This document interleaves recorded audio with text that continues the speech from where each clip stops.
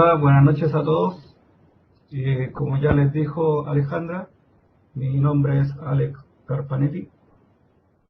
Soy ingeniero en minas y como ustedes ya deben saber, trabajo en la industria minera.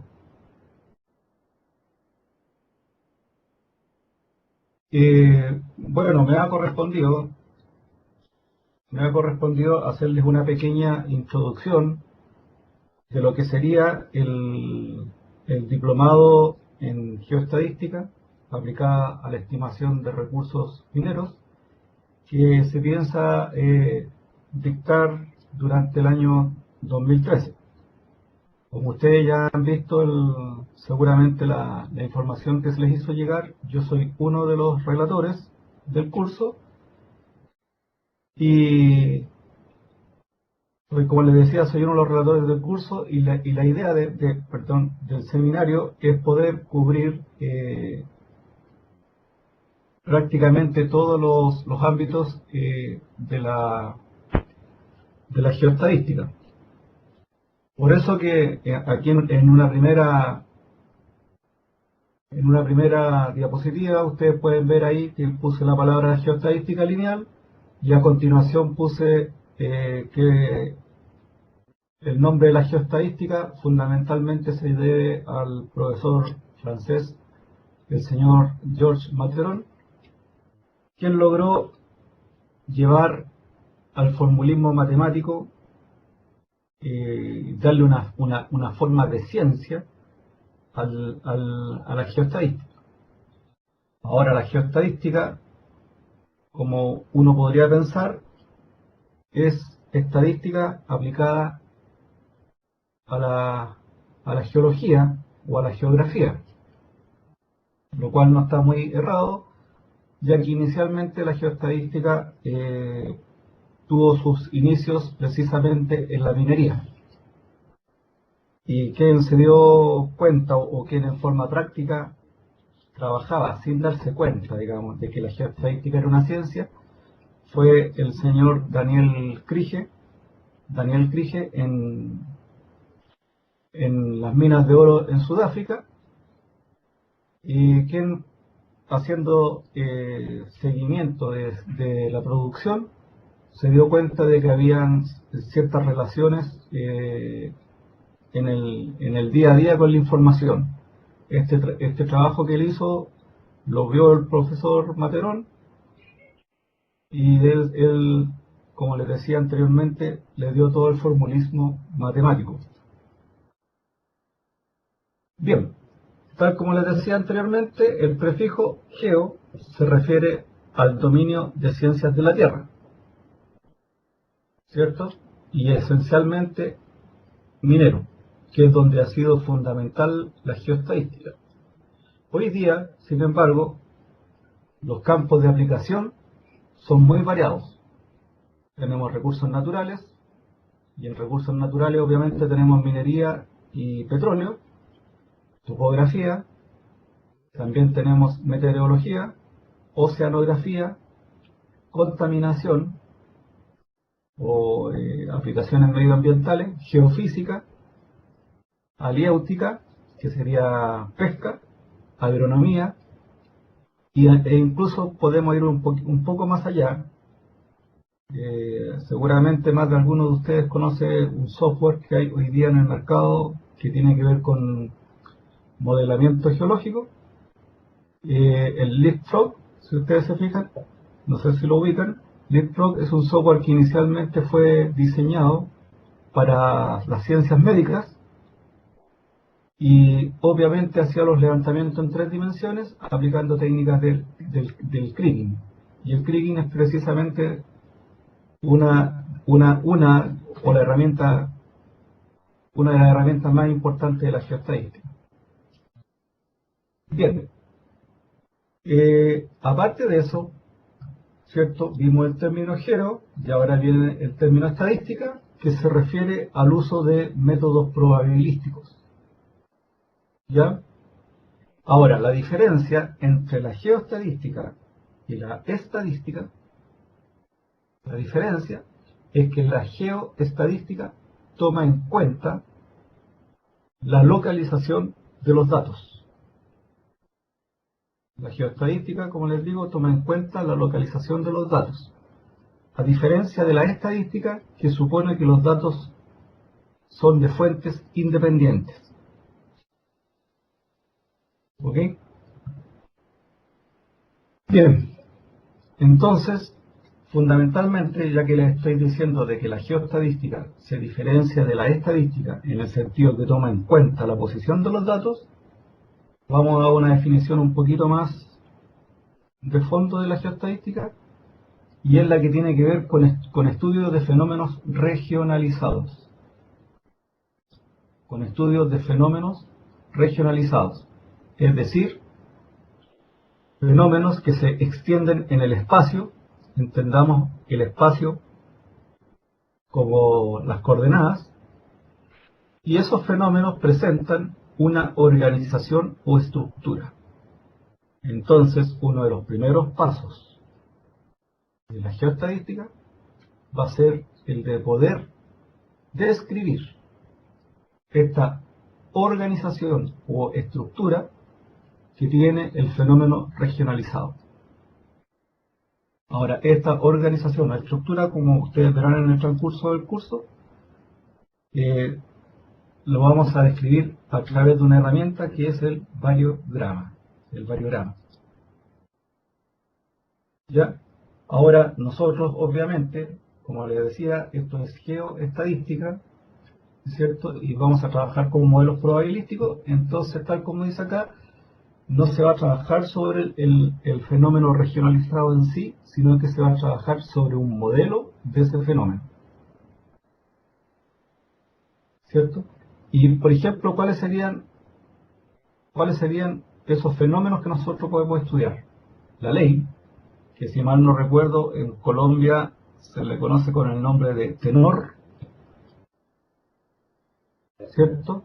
La densidad de las rocas, la potencia, o el espesor, por decirlo así, de algún manto. La acumulación es una variable que en el fondo tiene que ver potencia por ley o potencia por tenor. Granulometría, los modelos de recuperación metalúrgica, como les decía antes, la concentración en la atmósfera de un elemento contaminante, la latitud topográfica, temperatura, la densidad de peces en una zona oceánica, la tasa de carbón medida sobre una muestra de tierra, etcétera. Todo lo que sea, como les digo, trazable en el espacio. Ahora, cuando no es el espacio, esa variable regionalizada puede ser dependiente del tiempo. Y eso es muy importante, sobre todo, por ejemplo, cuando se trabaja con acuíferos o cuando se trabaja, por ejemplo, en control estadístico de procesos o en el muestreo en plantas procesadoras de mineral.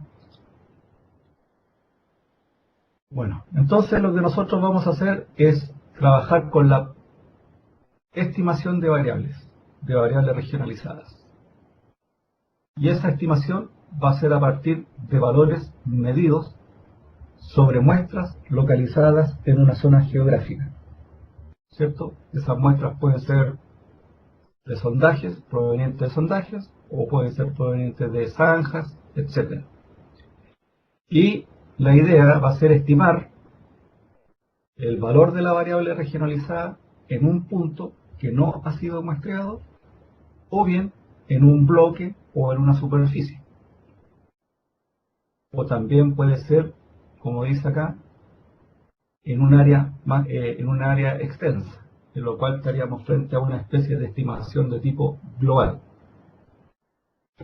Entonces, como dice acá, en la mayoría de los casos, la idea es estimar ciertos valores de una variable, como les decía recién, que pueden ser las que nombré: el tenor o la ley de oro, plata, cobre, etc. Bien, bien.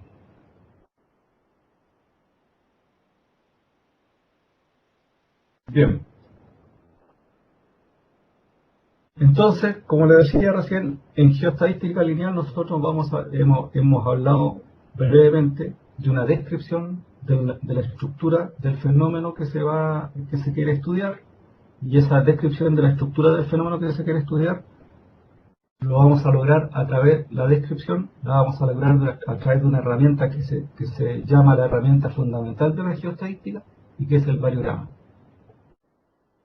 A continuación viene, como les decía también recién, dos tipos de estimaciones: las estimaciones de tipo global y las estimaciones de tipo local. Por ejemplo, vamos a hablar de una estimación de tipo local cuando yo quiera hacer una estimación en un punto, en un bloque, ¿cierto? Y vamos a hablar de una estimación global cuando yo quiera hacer la estimación sobre un área definida, o que le vamos a llamar campo. ¿Ya? Entonces, tal como dice ahí, la estimación global considera el campo completo, y inmediatamente su punto en contra es que esta estimación normalmente no es suficiente. A la gente que trabaja en minería le va a interesar fundamentalmente las estimaciones de tipo local. ¿Ya? Bien. Las estimaciones locales, como dice ahí, se concentran en diferentes zonas de estudio y, como dice ahí, deben considerar distancias o distancia entre el sector a estimar y las observaciones. Estamos hablando de estimaciones de tipo local.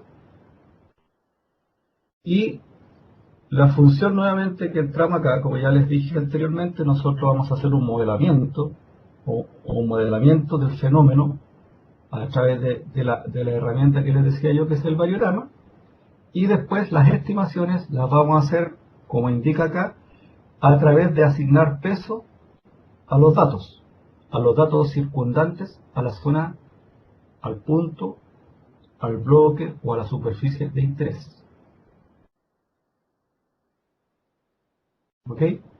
Entonces, nuestra problemática es qué peso le vamos a dar nosotros a cada una de las muestras para estimar un determinado, un determinado target. Bien,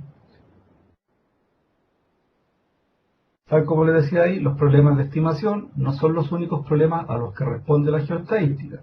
El análisis de la dependencia espacial de los datos, es decir, la forma como la influencia de una observación se deteriora, es uno de los aportes importantes de esta técnica, que era lo que yo les hablaba recién del variograma.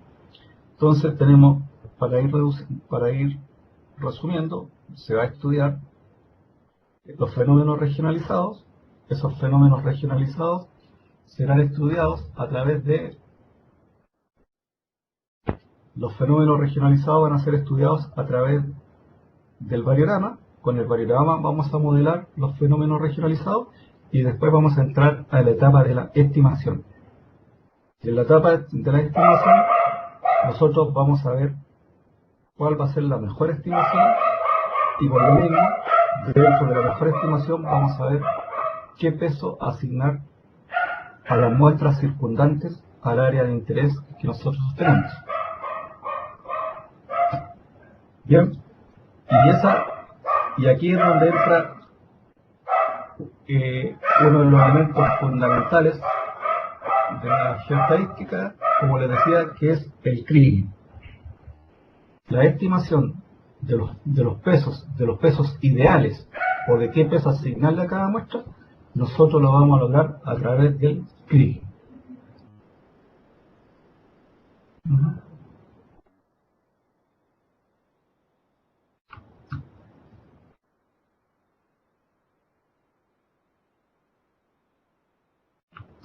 Bien, entonces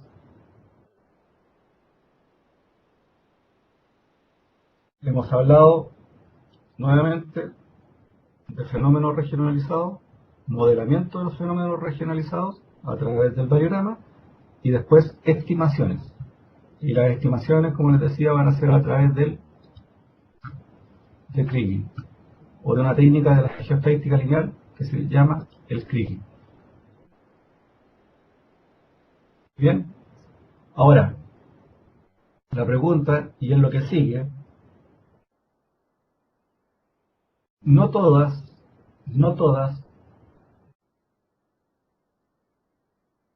es posible obtener todas las respuestas que uno quisiera a través del uso de la geoestadística lineal. Y por eso, nosotros tenemos que posteriormente adentrarnos en un tema que se llama la geoestadística no lineal. Y la geoestadística no lineal, como dice su nombre acá, primero, lo que hay que tener en claro es que la geoestadística no lineal, en general, corresponde a un estudio de tipo puntual. Y, como su nombre lo dice, está dedicado al problema de la estimación de valores desconocidos o de una función de estos valores desconocidos. Por ejemplo, no sé si han oído hablar alguna vez, para adelantarme un poco, por ejemplo, bueno, de hecho acá lo dice, como o de una función de estos valores desconocidos a través de un modelo de probabilidad que nos va a permitir conocer, como dice su nombre ahí, la probabilidad de sobrepasar un umbral dado. Un umbral podría ser, por ejemplo, en el caso de mineral, el tenor de corte o ley de corte, o en el caso de medio ambiente podría ser el de un contaminante. Valores por sobre o bajo esos contaminantes que hacen ya sea que una zona sea prohibitiva de ocupar. Entonces, como les decía, y aquí el ejemplo que le iba a dar, por si es que alguno lo ha escuchado, sería el tema del kriging o el krigiado de indicadores. Ya, el krigiado de indicadores es una técnica de geoestadística no lineal. Bien, y tal como dice acá, una primera forma de proceder consiste en construir un modelo de incertidumbre. Ya no estamos estimando, aquí ya no se estima, en geoestadística lineal ya no se estima los valores de la variable, sino que se construye un modelo de incertidumbre. Y ese modelo de incertidumbre puede ser, como dice aquí, a través, por ejemplo, de simulaciones condicionales, o también, como les decía, puede ser a través de kriging de indicadores o de otras herramientas de geoestadística no lineal.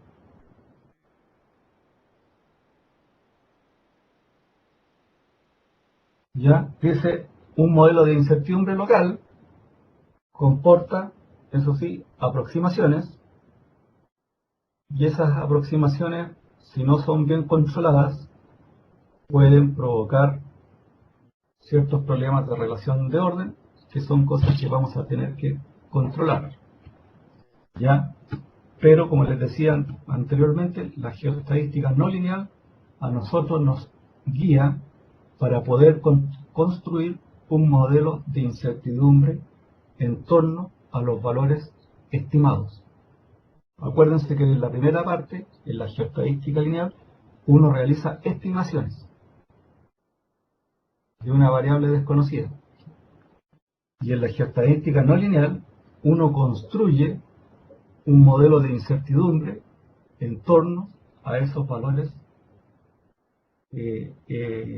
estimados.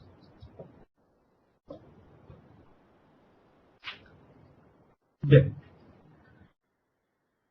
la geoestadística lineal, uno de los defectos que tiene la geoestadística lineal es que, como es un método de interpolación, suaviza. ¿Y qué significa eso? Es que el método de interpolación lineal, que en este caso se usa en geoestadística lineal, que es el kriging, al igual que los otros métodos de estimación, llámese la media o el promedio, el inverso de la distancia al cuadrado, o el método de los polígonos, etcétera, entregan una imagen suavizada de la realidad. Si bien respetan la media, el valor promedio de los valores estimados es igual al valor promedio de los datos, su varianza difiere. Y en este caso la varianza de los valores estimados es menor que la varianza de los datos de entrada de las muestras. O sea, ¿qué estoy tratando de decir? Es que la variable que resulta posterior, la variable regionalizada que resulta posterior a la estimación, no es igual o no es la misma o no tiene el mismo comportamiento que la varianza de los datos, de los valores de entrada. Por eso, como dice acá, se debe recurrir a un cambio de soporte. Aquí se puede explicar un poquito más sencillo. Por donde llevo el cursor en este momento sería la distribución de los valores a soporte puntual. Sin embargo, este otro valor que está acá sería la distribución de los valores a un soporte más grande. O sea, ¿qué quiero decir? Que cuando se trabaja con mayores soportes, estoy diciendo con bloques, por ejemplo, acuérdense que nosotros tenemos muestras puntuales y a partir de las muestras puntuales pasamos a los bloques, lo que estamos haciendo nosotros es provocar un suavizado de la variable regionalizada, donde se respeta la media, pero no así la varianza. Entonces, eso es otra herramienta de la geoestadística no lineal, donde nosotros vamos a tener que aplicar lo que se llama acá el cambio de soporte. Otro fenómeno que se produce en geoestadística no lineal y que también nos va a interesar es el efecto de información. Lo que yo quiero decir, no se olviden que cuando ustedes construyen un modelo de bloques, ustedes están construyendo el modelo de bloques a partir de estimación, ¿cierto? Hecha por geoestadística no lineal, y como les acabo de decir, el modelo de bloques no sigue la misma distribución estadística de los datos de entrada, ¿cierto? Y lo que es peor de todo, cuando uno hace el planeamiento minero, cuando hace un diseño de explotación minera, uno está trabajando o usando como información los valores estimados. Pero sin embargo, como les mostré recién, habría un error, ¿cierto?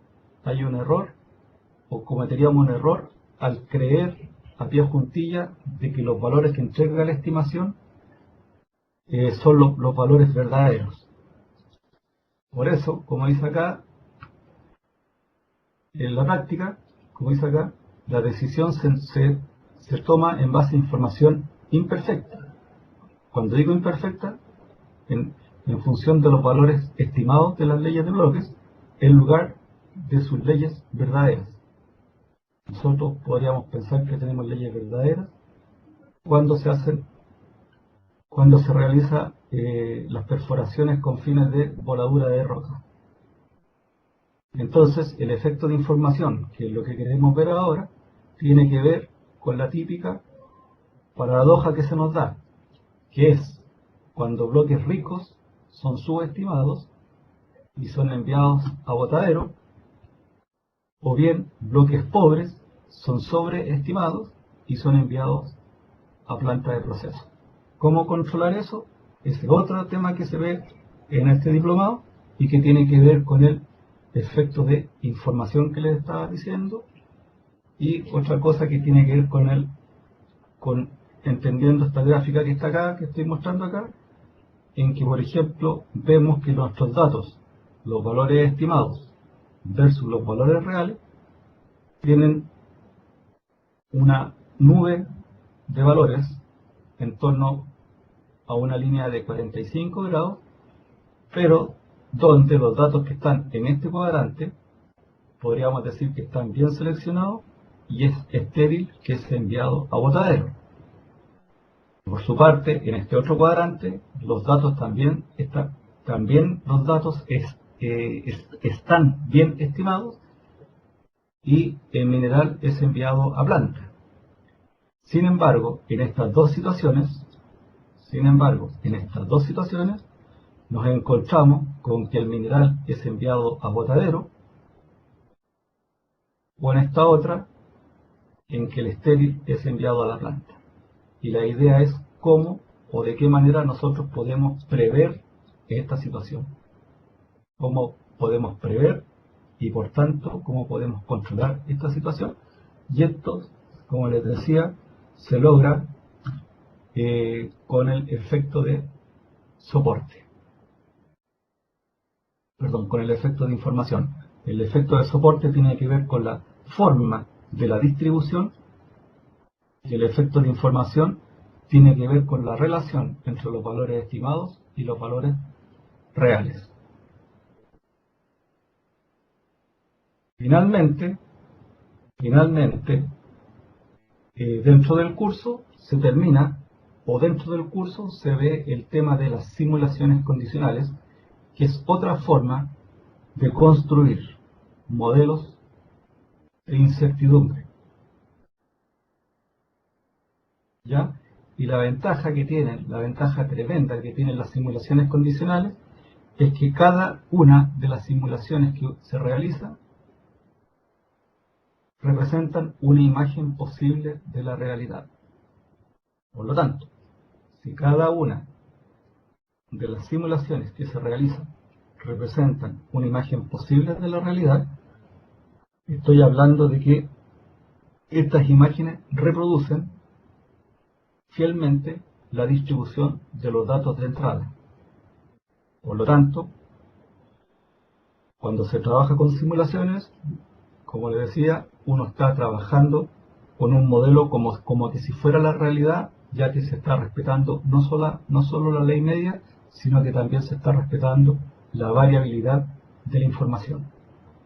Entonces, resumiendo, en el caso del diplomado de geoestadística se vería geoestadística lineal, y en geoestadística lineal, como les decía, el fenómeno se trata de describir el fenómeno realizado.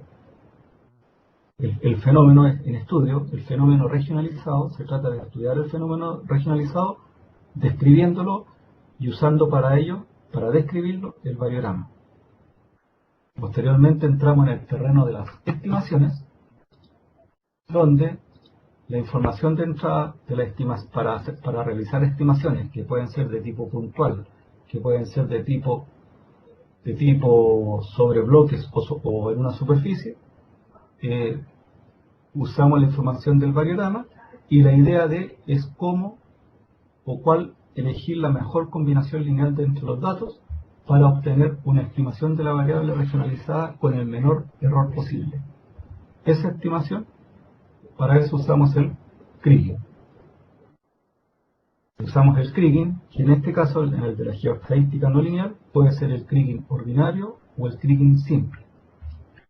A continuación, como decía, si quisiéramos construir modelos de incertidumbre en torno a las variables estimadas, nosotros tenemos que entrar de lleno en el campo de la geoestadística no lineal. Y como les decía, la idea de la geoestadística no lineal no es la de estimar valores de la variable, sino que es la de construir modelos de incertidumbre en torno a los valores estimados. ¿Ok?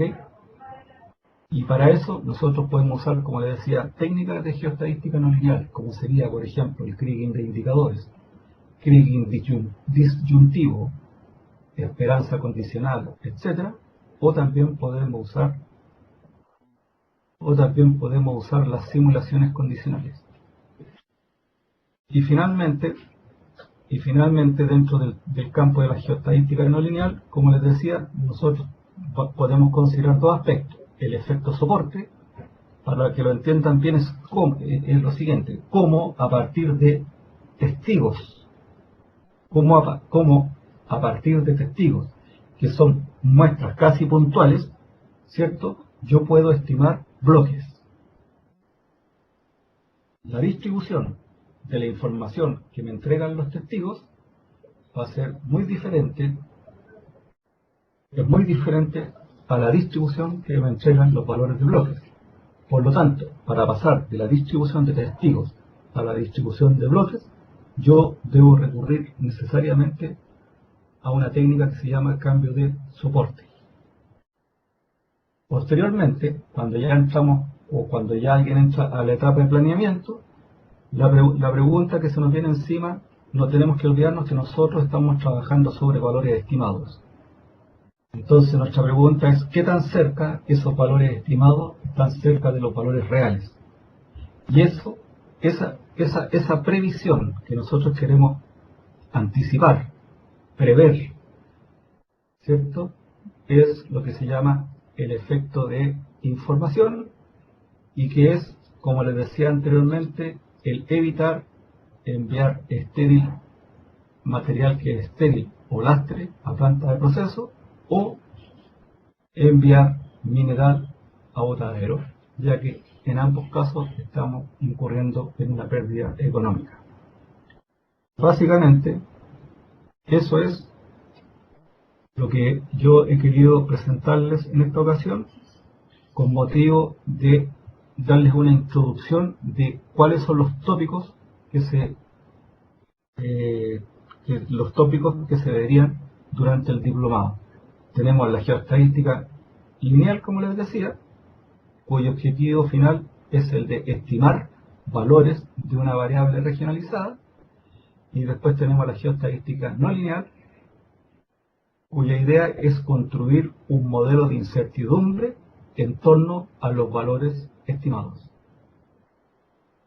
Y ahí nosotros distinguimos geoestadística lineal y geoestadística no lineal, y dentro de la geoestadística no lineal vamos a ver las simulaciones condicionales, vamos a ver el efecto de soporte, el efecto de información, y, como les dije anteriormente, temas como el kriging de indicadores. Eso es cuanto tenía que presentarles. Si tienen alguna duda, por favor me la pueden hacer, me la pueden plantear, y yo trataré de responderles. Muchas gracias por su presencia.